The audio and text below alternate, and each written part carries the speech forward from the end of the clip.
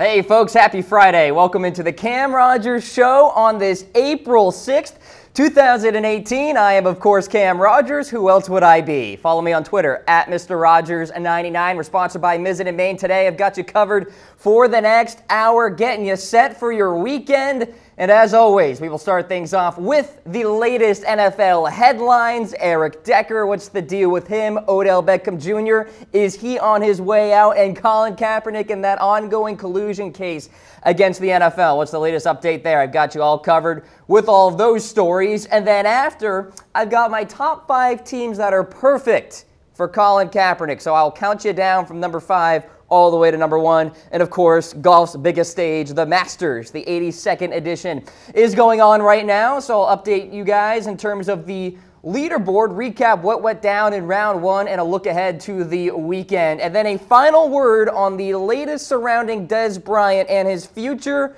with the Dallas Cowboys. I have a lot of new information to get to, so I made it its own segment, that at the end of the program. So stay tuned for that on the latest with Dez. But with that, let's get into the latest NFL headlines. And we'll start things off with Eric Decker, who recently visited my Baltimore Ravens. This just yesterday. Now, interesting story considering that Decker has been vocal in a reunion with the Denver Broncos. Now, Decker caught 54 passes for 563 yards and a touchdown for the Titans last year, so left a little to be desired in terms of his production back in 2017, but the Ravens obviously need help in terms of their aerial attack. Of course, bringing in John Brown, he provides a deep threat. Michael Crabtree will likely be that number 1 guy. Decker would certainly be a nice target for Joe Flacco as well, because the Baltimore Ravens, it looks like, don't have a lot of trust in Brashad Perriman, from what I understand. Chris Moore is a wide receiver number 3 at best.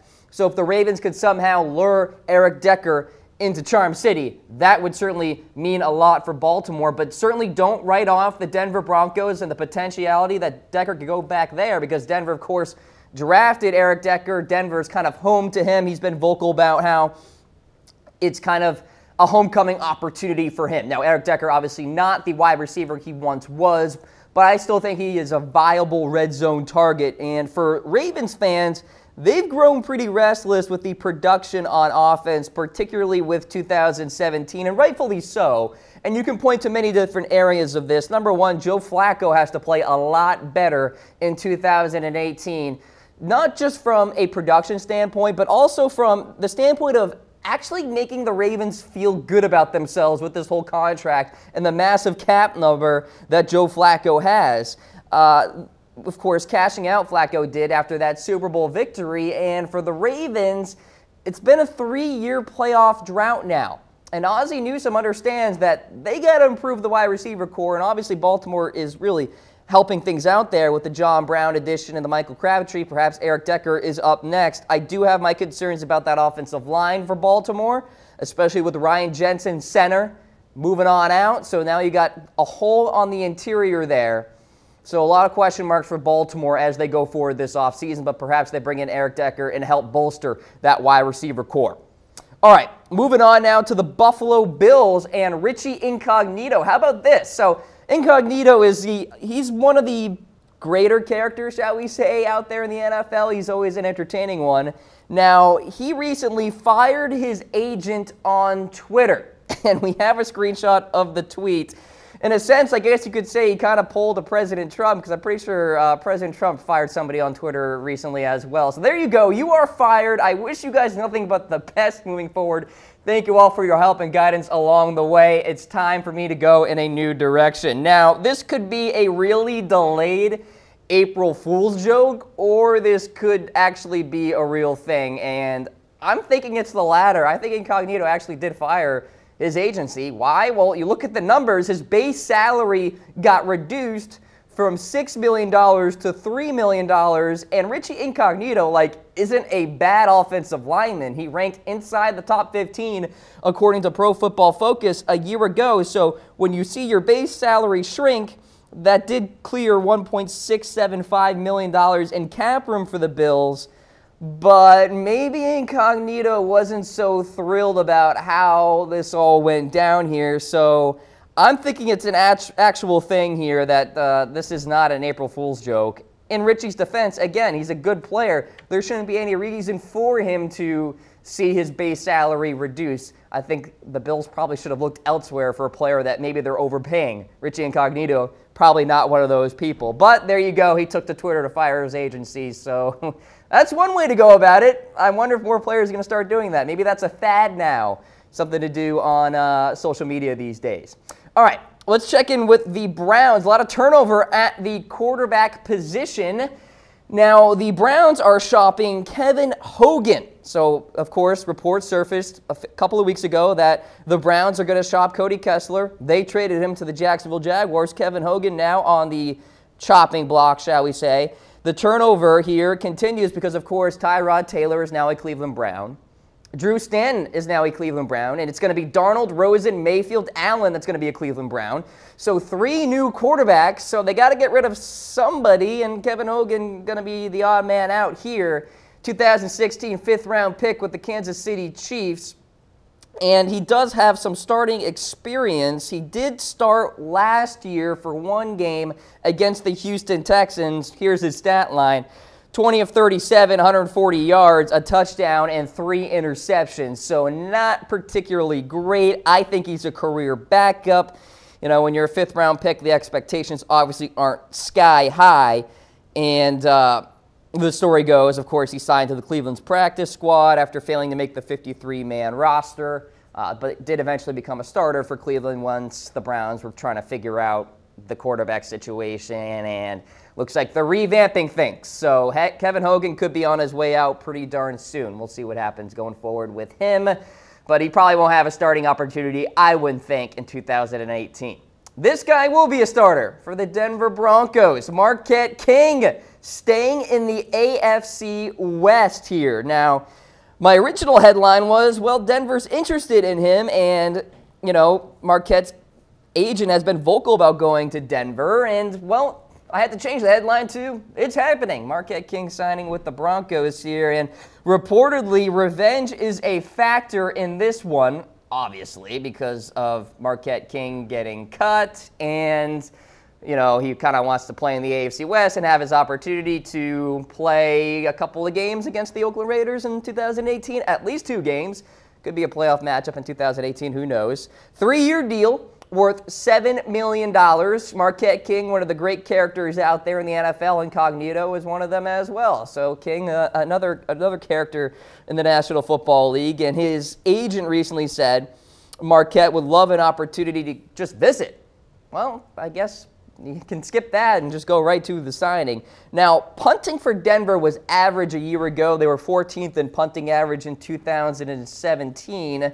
So they had Riley Dixon, his services a year ago, 2016 7th-rounder there, and he was serviceable, but I guess Denver was willing to pay up a little bit for Marquette King here. So question for you guys on a little over-under. How many wins for the Denver Broncos in 2018? The over-under is set at 7.5. Give me a heart for over 7 wins, a like for under 7.5 wins there. So you're thinking 7 wins or less, give me a like. If you're thinking 8 wins or more, give me a heart. Let me know what you think about the Denver Broncos, a team that has addressed the quarterback position, I guess, by signing Case Keenum. Some rumors surfaced about maybe C.J. Anderson being on the trade block, looking like he's going to stay there. Perhaps they address the offensive line in the 1st round of the draft. Maybe get a Quentin Nelson and address that interior there. Something to monitor. But hit me up in the reaction poll. I'm seeing a lot of hearts flow in, so maybe some Denver fans watching the Cam Rogers Show right now. Certainly let me know in the comments section as well what you think. All right, James Harrison plans to continue playing in the NFL, ladies and gentlemen. A starter in Super Bowl 52 for the New England Patriots. Not done yet. He's still sipping on the fountain of youth. So Harrison obviously grew frustrated with his usage with the Pittsburgh Steelers a year ago, and the Steelers eventually moved on, and the Patriots picked him up. Obviously a real Patriot move to do that, utilizing Harrison, a veteran, and I still think he can play at a solid level. Now, if he plays in the 2018 season, how about this? He'll join Darrell Green, Jim Marshall, Clay Matthews, and Junior Seau as the only defensive players to play in the NFL after turning 40, Clay Matthews Jr. So I'm confident this guy is going to find a team. I'm thinking that post-draft, when you go through your off-season workouts and all that, and maybe injuries happen and et cetera, maybe they look into bringing in James Harrison. I think that's part of his plan as well. He mentioned how he expects to be looked into after the draft and maybe during the OTAs and mandatory mini camp and into training camp in July as well. So James Harrison still going strong, ladies and gentlemen. You got to love it. All right. Now, an update here on the Colin Kaepernick collusion case against the National Football League. Baltimore Ravens general manager Ozzie Newsome and Ravens head coach John Harbaugh were recently questioned in this case. Now, why is that? So, this is likely not a coincidence in the fact that the Ravens recently signed Robert Griffin III on a one-year deal. I'll get into the details on that in the next headline. But Harbaugh and Newsome were questioned on their reasoning for signing Griffin over Colin Kaepernick, from what I understand and from what I have gathered here. Kaepernick obviously alleging that the NFL colluded, and is continuing to collude, I guess, to keep him unemployed due to his role in the protests during the national anthem. Now, whether or not Cap will be on an NFL team again is one of the more fascinating storylines to me as we go throughout this offseason, because teams are getting desperate at the quarterback position. You saw a lot of bad QB play a year ago from the likes of Tom Savage and Scott Tolzien and C.J. Beathard. I know some of these quarterbacks are young and they're rookies, and you got to give them some time here, but the teams want to win, and perhaps it comes to a point where teams want to see more tallies in the win column rather than, perhaps the potential ramifications of bringing in Colin Kaepernick as your quarterback, maybe via fans getting angry or something like that. I don't really recall a situation quite like this, where, we're talking about a collusion case against the NFL and a quarterback that I feel is worthy of starting in the National Football League, but obviously worthy of being on an NFL roster. It's apparent that this baggage here that the NFL owners are afraid of. And I don't know if this fear of the baggage that they perceive here with Colin Kaepernick is really going to fade away. But I do want you guys chiming in here on the program. Is the NFL colluding against Colin Kaepernick? Is there an actual operation going on behind the scenes where owners are discussing things and saying Colin Kaepernick should not be in the NFL? It's a big-time offseason storyline. And in that vein, I'll be talking about my top 5 teams for Colin Kaepernick a little bit later in the program.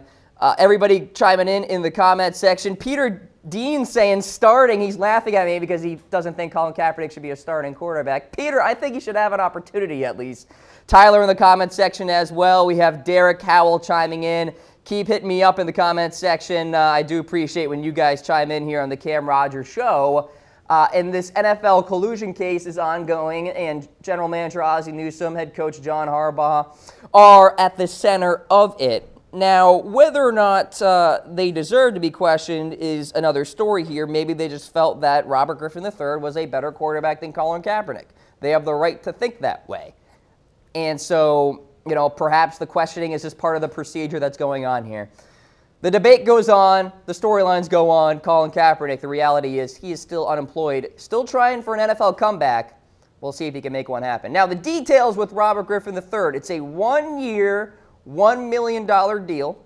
Griffin, of course, 28 years old, 40 career starts to his name, 15-25 record with the Redskins and the Browns, respectively. And for the Ravens now, obviously an important signing because Ryan Mallett, their backup quarterback a year ago, was not very good, and he's also a free agent, and the Ravens only had Josh Woodrum backing up Joe Flacco, and that doesn't really inspire a lot of confidence for Ravens fans. So with that, the Ravens initially brought in Griffin to throw to free agent receivers, actually, during a tryout last week, and clearly they were impressed. They signed him, and RG3 has been going with this NFL comeback trend for a while now. He was, doing a little bit of a media tour, kind of like what Johnny Manziel did. So Robert Griffin III is getting his chance in the NFL yet again. We most recently saw him with the Cleveland Browns. Now, right now, the Ravens have to perhaps look at the potentiality that Robert Griffin III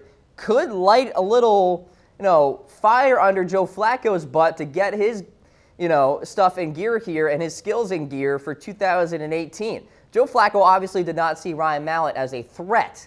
Robert Griffin III is a totally different story here, and I feel crazy actually saying this, but Joe Flacco should be careful. He should watch his six, as they say, because if he doesn't perform well, at least in the start of 2018, and Robert Griffin III starts to impress John Harbaugh and Marty Mornhinweg, the offensive coordinator, who's to say that Joe Flacco, could be in peril of losing his job? I am a Ravens fan. I am confident that Flacco will perform well in 2018. But it's something to monitor here because Flacco has a $24.8 million cap number in 2018, one of the highest in the National Football League. And he didn't live up to that investment last year. Now, of course, the back injury was part of it and all of this stuff. But it's something to monitor here with Robert Griffin III now in town with Baltimore. Joe Flacco better get his stuff in gear here for the next season, and reports suggest that he'll be working with his receivers on his off hours, if you will, not during, the off-season workouts more specifically, but also, on his own time working with John Brown, Michael Crabtree, and perhaps maybe Eric Decker if the Ravens do sign Decker. All right, so Ravens now have their backup quarterback, Robert Griffin III. You're watching the Cam Rogers Show here on Chat Sports Facebook Live. More NFL headlines coming up, but first, we're sponsored by Mizzen and Main. These are advanced performance fabric shirts that you will love. Sweat wicking technology, no ironing needed, no dry cleaning needed. Check them out on the website on the bottom of your screen. Comfortable.af. Products made right here in America. Great products at that. They're sponsoring the Cam Rogers Show here today. Now, I saw Tyler in the comments section, one of the great loyal watchers of the program, a Giants fan. So here's some Giants news for you, Tyler. Odell Beckham Jr., what's the latest on the trade rumors? So, from what I understand, it looks like Odell Beckham Jr. being traded seems pretty unlikely, and offensive coordinator Mike Shula recently spoke with reporters on the matter, and we have a soundbite here, so let's take a look at what he had to say on the latest on OBJ. God, he's such an explosive player. We've watched what everyone else has seen, what he can do on the field, and I'm really looking forward to being able to work with a guy like that, and he's, again, what you see on the field, and talking to the guys that have had to defend him, at Carolina, and just how explosive he is, and I can get the ball in the end zone. So we're going to try to continue to build on that. Mike, I know that these decisions are made way above your head, but is the swirl around will he get traded or won't he get traded happened over the last week? Were you watching it? Were you worried about losing a weapon like that on your team? I kind of learned over the years to try to avoid the swirls, and just kind of focus in on the things that I'm responsible for, and at the time that I'm responsible for doing that. And right now, it's just helping the Giants get ready for the draft. All right, so here are the options that the Giants have in terms of Odell Beckham Jr. They trade him, which I think is unlikely at this point, especially with the Rams acquiring Brandon Cooks. The Rams seem to be the favorite here in the Odell Beckham Jr. trade talks, and, well, they're all set there at wide receiver. Option number two, they can sign him to a long-term contract. Get that extension that Odell Beckham Jr. desperately wants, around $18 million on a yearly salary. That is probably best-case scenario for Giants fans. Option number three is they can kick the can through the final year of OBJ's contract, making a tag and sign or tag and trade an option for Big Blue. But there's the problem. You're kicking the can down the road. Odell Beckham Jr. doesn't get the security that he wants, and he might even sit out 2018. I'll tell you what, I wonder if Odell and Le'Veon Bell have been texting each other recently, because both of them want to get paid, and both of them, or at least Le'Veon Bell has from his own mouth, threatened to sit out the 2018 season. Now, from Odell's side, it's more of a report. We haven't heard specifically from OBJ that he will sit out in 2018. But coming from a pretty trusted source from NFL Network, it seems that Odell Beckham Jr. will not set foot on a football field if he does not get paid. So it's something to monitor here. I have the 49ers, as you see on the screen, a contender for Odell. I think it's a bit of a reach. I also host the 49ers Report here on Chat Sports, and I was telling all of Niner Empire, it's probably not going to happen. I think Odell Beckham Jr. is going to stay with the Giants. Now, whether or not he gets that extension before the season starts is a whole nother discussion. And it's something that is obviously developing, so we'll see what happens going forward with OBJ. More details, of course, on the Cam Rodgers Show next week. All right, now, Eagles. They have a new tight end, Richard Rodgers. It's a one-year deal, and of course important in terms of a depth perspective because the Eagles recently lost Trey Burton to free agency and they released Brent Selleck. Now, Rodgers is a 2014 third-round pick, spent his career with the Packers to this point, played in 63 games with 24 starts with Green Bay, making 120 catches for a little over 1,000 yards receiving and 13 touchdowns. So Richard Rodgers now a member of the Philadelphia Eagles, which I think is important because of, as you see, the turnover there at the tight end position for Philadelphia. Now, with the Eagles, the defending champions, we have a reaction poll that we want to get to. Over-under here on how many wins for Eagles fans, and, you know, be sure to weigh in here, for the Philadelphia Eagles for 2018. 12.5 is the over-under. So are you thinking over 12.5 or under 12.5 for the 2018 season? So you're thinking 13 wins, 14 wins, something like that? Give me a heart on the reaction poll. If you're thinking 12 wins even or less, hit me with a like in the reaction poll, and be sure to let me know in terms of what you think in the comments section as well if you want to expand a little bit there. So Marcus in the comments section, apparently I crushed your hopes with OBJ to the 49ers. Marcus, I'm not going to write it off all the way, my man, but I'm telling you one thing, it's going to take a lot, and maybe if the 49ers feel like they want to trade away that number 9 overall pick and a 2019 first-round pick, and they think that they can pay OBJ in 2019 or, you know, maybe right now, perhaps that makes sense. But I'm just telling you right now, don't get your hopes up. That's all I'll say. And we thank you for tuning into the program, Marcus. I've seen you comment before, so certainly appreciate that. All right, let's get to some more Giants-related news here. Bradley Chubb recently visited with Big Blue. This went down yesterday. Chubb, of course, I feel the top defensive player in this draft, a true playmaker on that defensive line for wherever he will go. Now, I just think the Giants here are doing their due diligence with the number 2 overall pick. Question I have for you guys, a lot of Giants fans watching the show right now, do you guys think the Giants trade back from number 2? Do you think a desperate Buffalo Bills team calls up Dave Gettleman and says, look, we want that second pick, we want Josh Rosen, trade with us?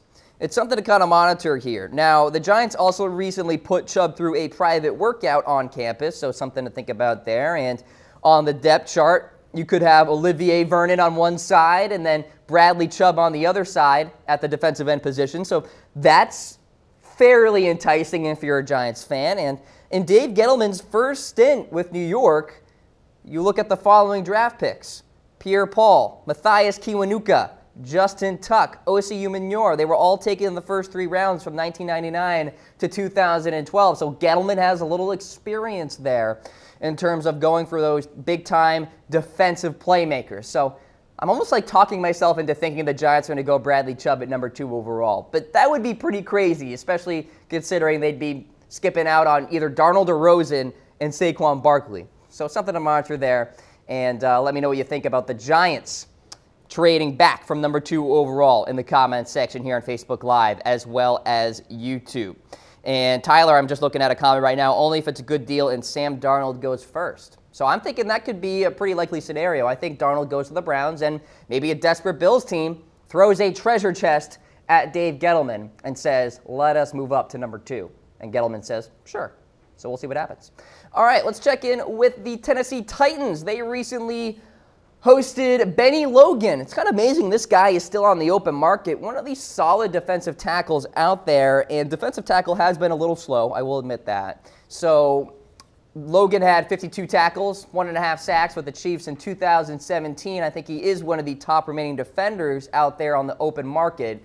I think he will probably find a team at some point soon. Now, the Titans are pretty solid in terms of their front seven, although they did recently release Sylvester Williams, so you have Logan there on that interior. If they were to sign him, that would help things out on that depth chart. But they have a front seven headlined by Jarrell Casey, Derek Morgan, Wesley Woodyard. These are fantastic players. Adding Logan as well would certainly be huge. Matt Patricia, defensive mind, or excuse me, Mike Vrabel, defensive mind, the head coach there for the Titans, could certainly help things out. All right, let's check in with the team that is coached by Matt Patricia, the Detroit Lions. They recently signed Matt Cassel. Yes, this guy is still employed. Can you believe it? Now, this makes sense. The Patriots' connections here are abound. You got GM Bob Quinn, head coach Matt Patricia, as I talked about. Matt Cassel has Patriots ties as well. So, not too surprising here. And, of course, it provides some insurance behind quarterback Matt Stafford. How about this for Cassel? This guy has literally been everywhere. Dallas, Buffalo, Minnesota, Kansas City, New England, and now Detroit. So there you go. Matt Cassel is now a backup with the Detroit Lions. Now, this news came out last night. Jordan Matthews now a member of the New England Patriots. So Matthews signed a one-year deal with New England, obviously an important one at that, considering they recently lost Brandon Cooks via the trade that they had with the Rams, and Danny Amendola, who's now a member of the Miami Dolphins. Now, I want you guys all to listen to this. Matthews has quite the injury history, and I'm only going back a year here. So, first point, he suffered a chip fracture in his sternum in his first practice of training camp for the Buffalo Bills. I don't even know where a sternum is. If any medical people in the comments section are watching the program right now, let me know where the sternum is. That's my homework, actually, for you guys. Hit me up in the comments section on YouTube as well as Facebook. Where's the sternum? All right, next. Later fractured his thumb in week 4. Okay, so yet another injury. And then he was later put on IR in November due to a knee injury. So we're talking about a thumb, a knee, and a sternum. All part of the injury history in 2017 for Jordan Matthews. Now, all that said, maybe a change of scenery can help things out for Matthews, and obviously I think he has a real chance to have his most productive year of his career with Tom Brady, the reigning MVP of the NFL. So, you look at his 2017 campaign, career low, 25 catches for 282 yards and a touchdown with the Buffalo Bills.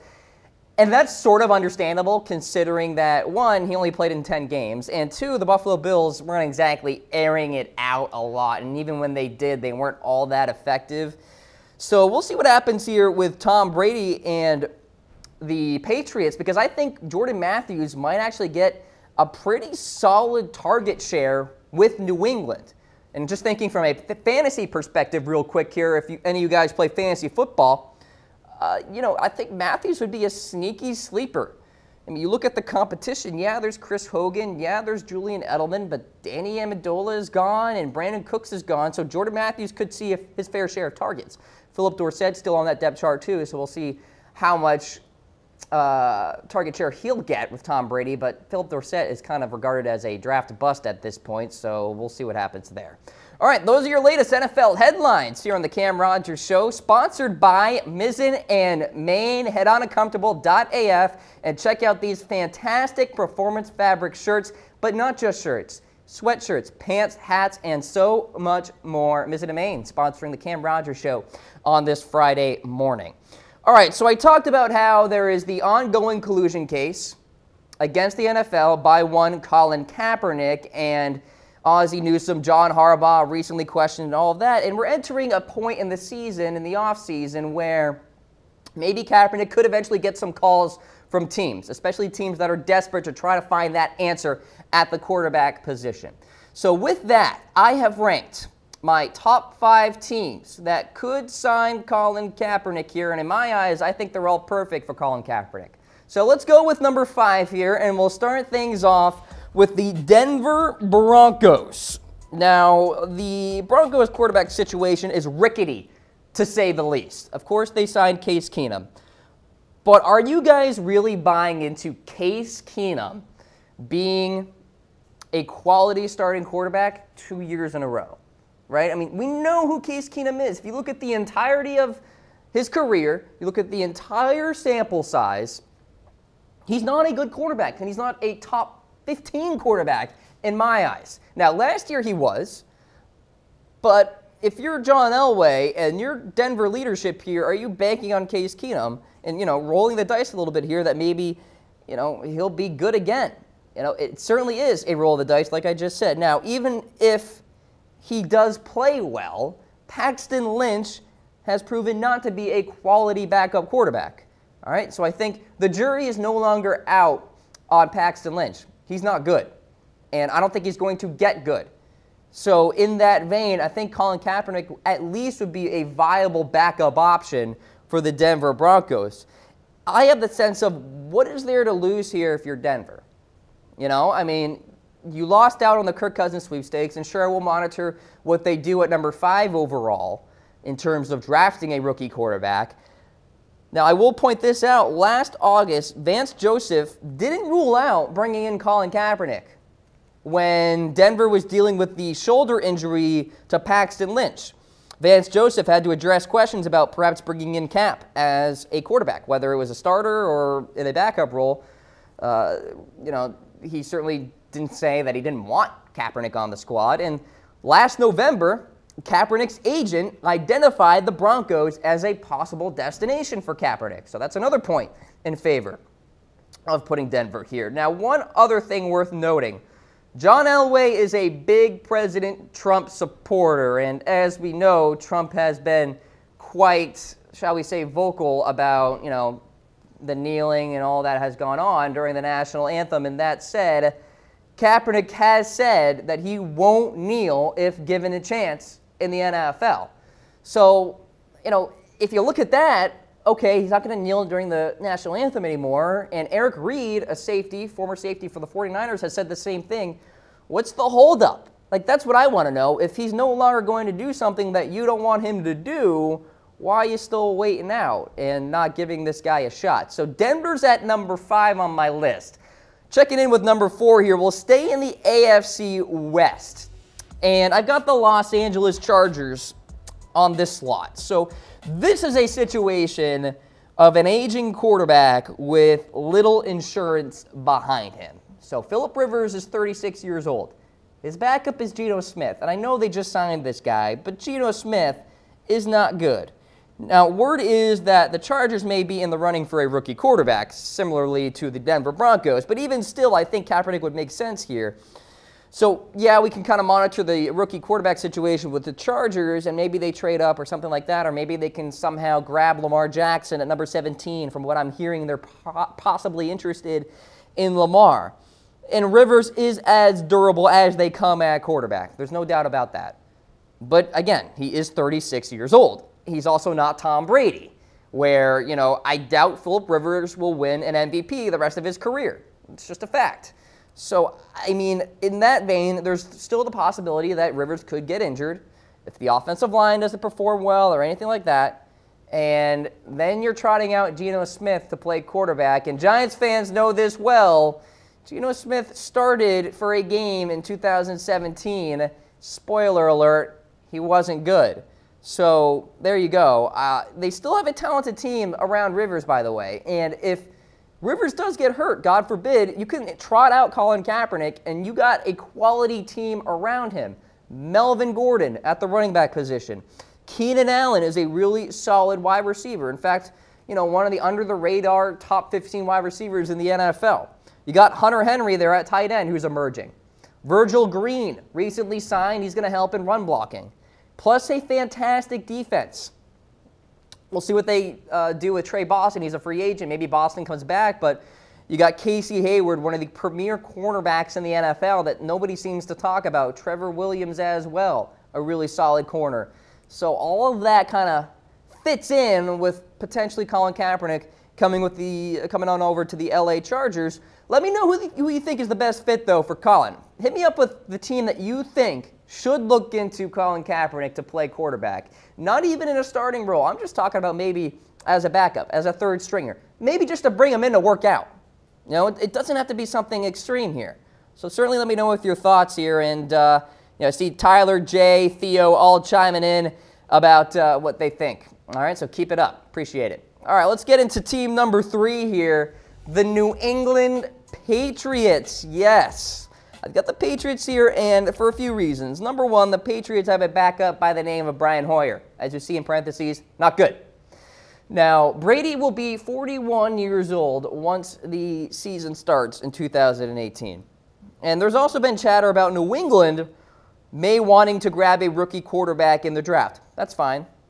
However, that's a big if.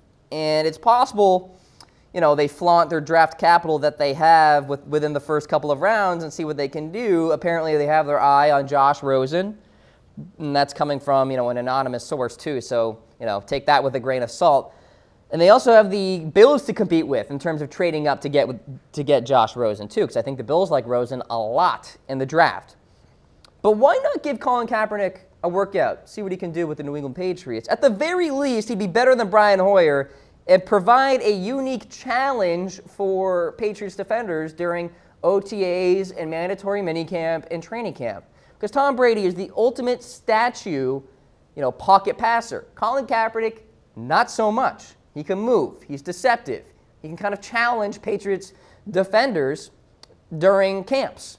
So it kind of provides that other realm of quarterback ability there. At the very least, that's what Kaepernick can do here. Now, Bill Belichick is another reason why I have New England on this list. He doesn't give a crap about what the outside noise thinks. All Bill Belichick cares about is putting his team in the best position to win a football game. If he thinks that bringing in Colin Kaepernick helps aid in that goal, then he will look into signing this guy. Now, Bill Belichick carries a lot of weight in terms of Patriots decision-making, albeit maybe not with the whole Jimmy Garoppolo trade, because apparently Bill Belichick didn't want to trade Jimmy G and all that stuff. But Bill Belichick is still Billy B, and he carries a lot of decision-making there with the Patriots organization. So does Tom Brady, though. I mean, he's a quasi-GM in a sense, and Brady has said before that he hopes Colin Kaepernick gets a shot, and that he's always actually admired Colin Kaepernick and, you know, what he's doing. So Tom Brady seems to give his endorsement for Colin. Bill Belichick, you know, notoriously has gone against the grain in terms of offseason additions and signings and trades and all of that stuff. So why not think the New England Patriots would be a good option here for Colin Kaepernick? You know, the Patriots like to, you know, do things their own way, the Patriot way, shall we say.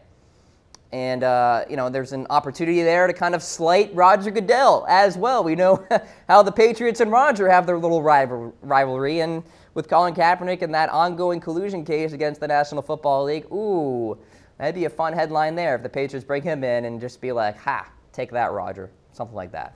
All right? So we got the Patriots there at number 3. Let's go to number 2 on my list. The New Orleans Saints. So similar logic here as with New England, except in this case, it's Drew Brees. He's on the back 9 of his career, to say a seasonal metaphor here because the Masters is going on. And who knows what can happen in terms of the health department here with Drew.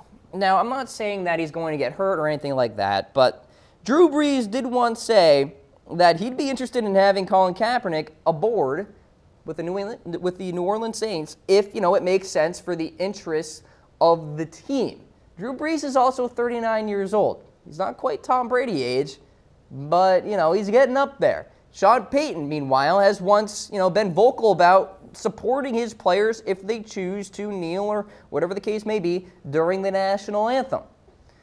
So maybe that kind of environment is there, you know, and worthwhile for Colin Kaepernick. Here's what Drew said about Kaepernick last year. Whatever the decisions our teams make, those are in the best interest of the team, I would embrace it. So he's willing to do whatever puts the Saints in a good position going forward.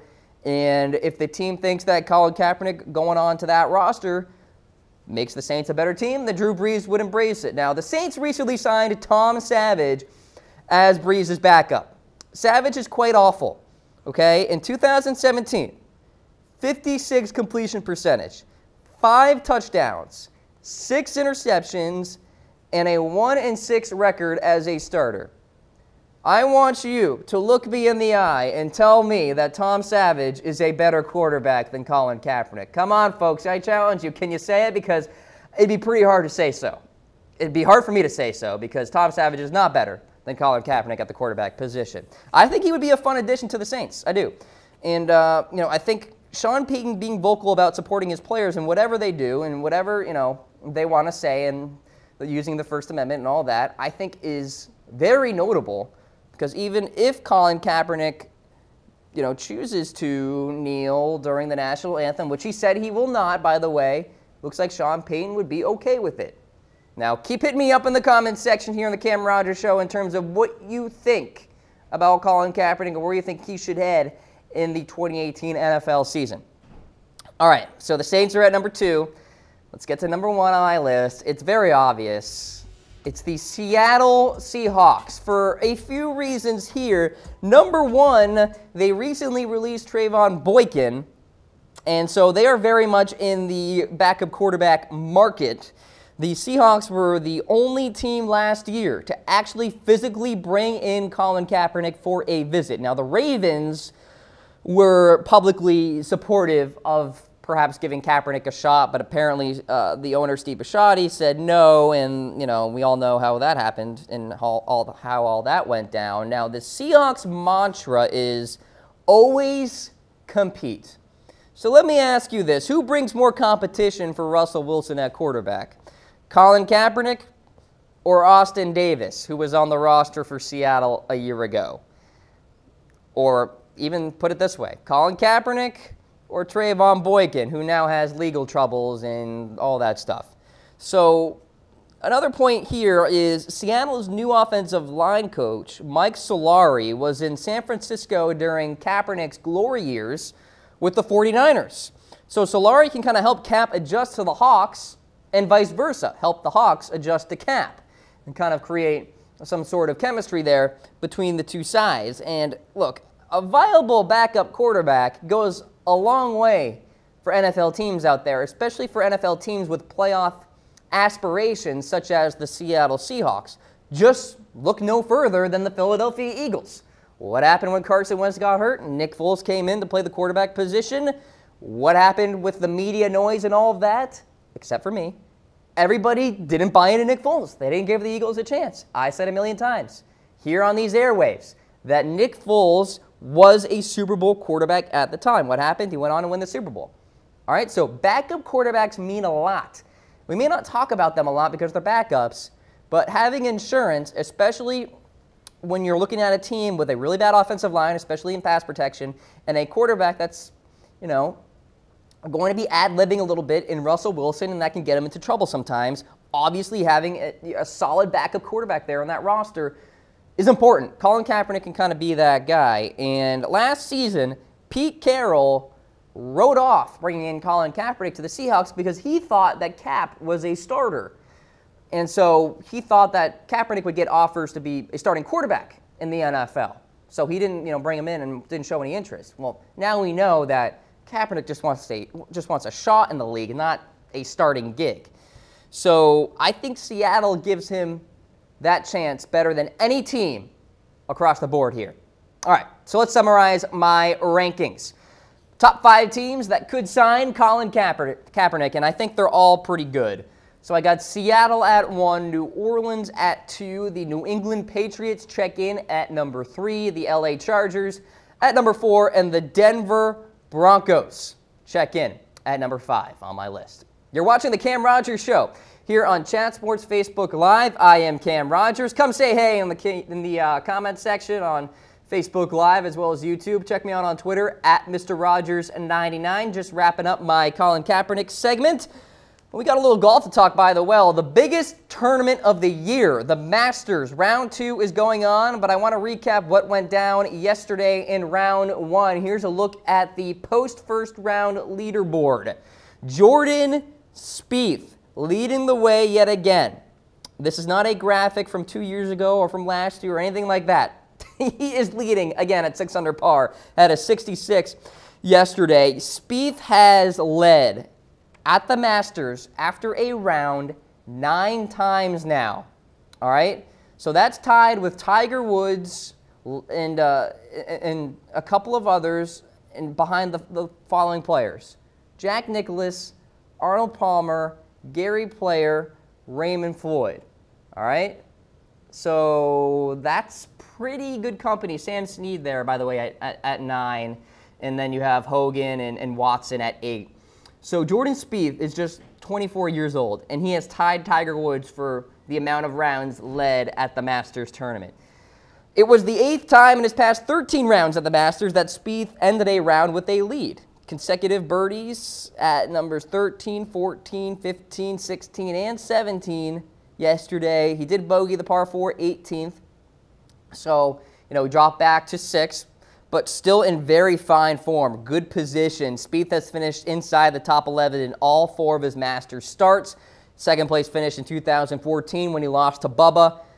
Of course, that victory in 2015, T2 in 2016 when he collapsed and lost to Danny Willett, and then finished T11 last year. So Jordan Spieth, this guy loves Augusta National, and it's clearly showing. How about Tony Finau at 4 under par? Tony Finau dislocated his ankle during the par 3 contest on Wednesday, popped it back into place, competed in a round at a major championship yesterday, and fired a 4 under 68. Oh, by the way, his first time competing in the Masters. The last time a first-timer has won at Augusta National, Fuzzy Zoeller, back in 1979, folks. So Tony Finau doing the improbable. Now, the big-time question mark for me, how does he follow up this morning? He's currently on the golf course right now.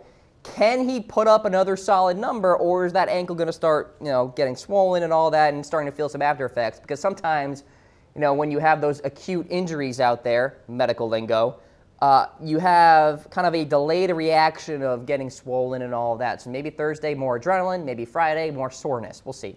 Matt Kuchar there at 4 under par. Henrik Stenson, the Swede, at 3 under par. There's Patrick Reed at 3 under par as well. Reed looking for his first major championship. Henrik Stenson, the 2016 British Open champion. Charley Hoffman led the Masters after the first round a year ago. He's back in the hunt as well. Adam Hadwin at 3 under par, a good Canadian player. How about Haotong Li from China, 3 under par? And there is Rory McIlroy. He shot a 69 the first time he broke 70 in the opening round of the Masters since 2011, which is when, of course, he had the lead there going into the final round, and then he collapsed, and that opened the door for so many other challengers like Angel Cabrera and KJ Choi and Adam Scott and Bo Van Pelt, Luke Donald, Matt Kuchar, and eventually Charles Schwartzel won that year. Rafael Cabrera Bello at 3 under par 2, a very good Spaniard up there on the leaderboard. Sergio Garcia, your defending champion, you may be wondering about him.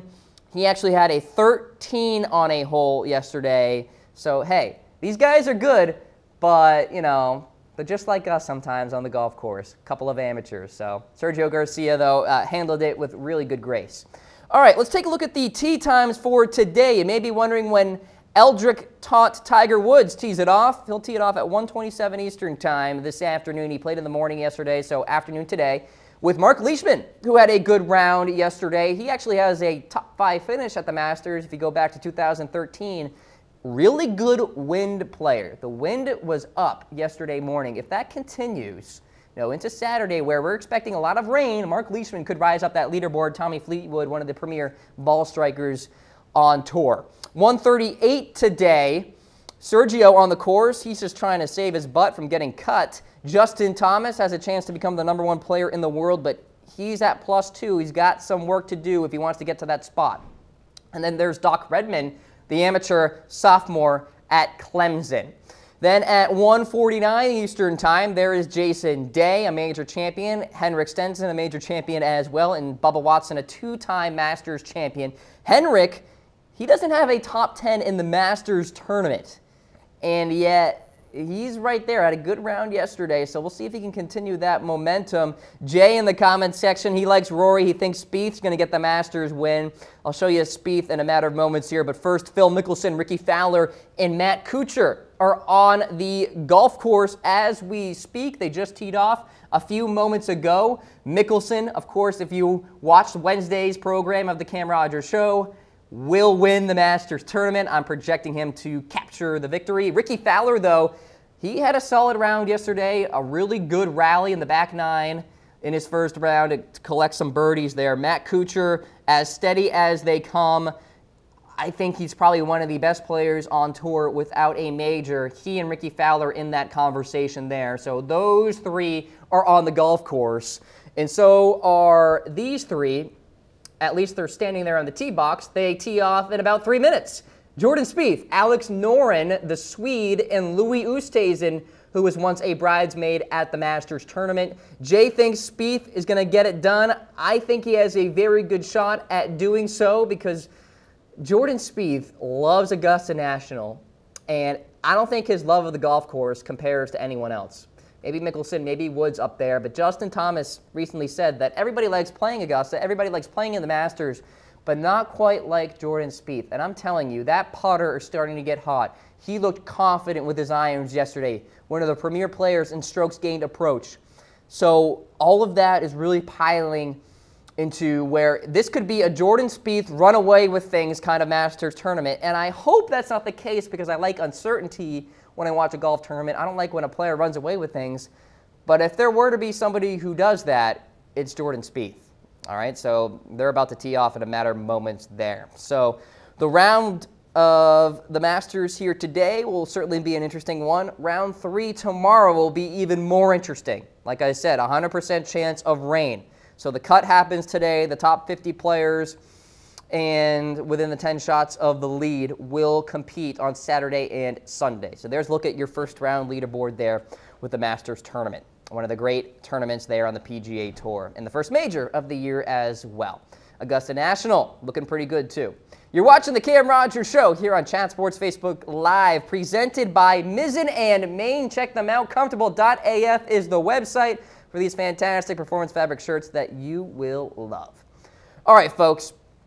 So I created my own segment here for Dez Bryant because I really want to talk about the latest in terms of the star Dallas Cowboys wide receiver here. Now, a recent report came out from Albert Breer that referenced an anonymous Dallas Cowboys staffer who said the following, quote, based on last year, he does few things really well.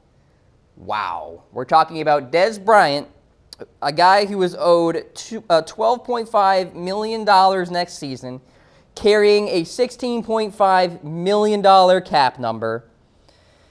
And we have a Cowboys staffer not so confident in Dez Bryant. And the report goes on to say that there is feeling within the coaching staff with the Dallas Cowboys that Dez Bryant is losing his physical gifts, that his ability is essentially wearing away here.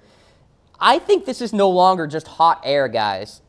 I mean, we have a Dallas Cowboys staffer who appears to not think there's much return on the investment here in terms of Dez Bryant. And Breer also said in this report that the Cowboys' failure to sign Sammy Watkins actually saved Dez Bryant's job. So what that essentially indicates is if the Cowboys got Sammy Watkins, which would have been a huge acquisition and a huge signing, Dez Bryant would be on another team, or at least on the open market looking for another team. So, wow. I mean, pretty crazy stuff here. And, you know, there are people out there that argue that Dez Bryant should be cut. And I'm one of those people. And if Dez Bryant is cut pre-June 1st, the Cowboys would save $8.5 million. Now, there would also be an $8 million cap hit. So you may be thinking, what about post-June 1st? Savings get even better. $12.5 million with a shrunken cap hit and dead money hit, if you will. So if you wait till post-June 1st time, cutting Dez Bryant makes some sense. Now, obviously, that is far down the line here. We got to wait a couple of months for that to happen. But reports also suggest that the Cowboys could cut Dez after the draft. So say maybe the Cowboys fall in love with a couple of wide receivers there, a couple of wide receiver prospects, and they get them. Now, all of a sudden, you have a depth chart that is getting very loaded. And there's got to be a couple of odd men out here, right? Because the Cowboys, of course, signed Deontay Thompson. They signed Allen Hurns. People are saying maybe Cole Beasley could be cut. Of course, Bryce Butler signed with the Arizona Cardinals, so he's gone. Now, the Dez Bryant, should he or should he not be cut question is one of the more polarizing topics, not just for Cowboys fans, but also for general NFL fans. And that's why we want you weighing in. Should the Cowboys cut Dez Bryant?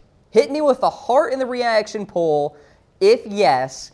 Get me with a like if no. But with this interesting report here from Sports Illustrated and Albert Breer, it leads me to believe that the Cowboys are ready to move on from the Dez Bryant era. If coaches are noticing that his skill sets are wearing away, his gifts are evaporating, eroding, and you have a wide receiver with a $12.5 million cap hit, or excuse me, a $16.5 million cap hit, $12.5 million salary, yeah, I mean, all of that points to the Cowboys wanting to move on from Dez. Now, it all comes down to Jerry, Jason, and Stephen Jones, and where they all kind of fall in line with their thinking with Dez Bryant here. Jerry Jones has been the, shall we say, officiator of all this. It seems he's kind of been stuck in the middle of all this, and Stephen Jones has kind of been the bad cop in all this, as I referenced Tom Downey, our host at the Cowboys Report here on Chat Sports, how Stephen Jones has said before that Dez Bryant can be a distraction. Now, the argument is also that, well, maybe the media is running away with that statement and it could be taken out of context and, you know, we're making too much of what he said there, but he said it. It's there in plain paper, in plain print. And then this Cowboy staffer saying, based on last year, he does very few things really well. I will say this. So I will pump the brakes on this segment for a brief moment, because saying that he does very few things really well really isn't the most damning statement in the world. Like, that still means he does a couple things really well, right? I mean, you could interpret this statement in a few ways. So I just think it adds more fuel to the debate here about the ongoing Dez Bryant situation and whether or not the Dallas Cowboys should move on from him. And from a financial perspective, yes, it is not the most optimal decision to cut Dez Bryant because there is a dead money hit, particularly pre-June 1st.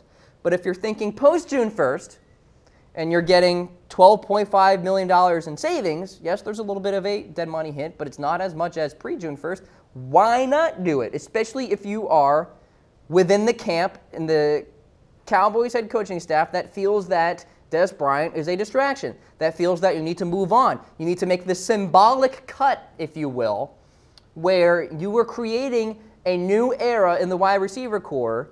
You know, Bryce Butler moving on, as I said. Dez Bryant could be next. And you're ushering in these new wideouts. Maybe they grab a couple of them during the draft.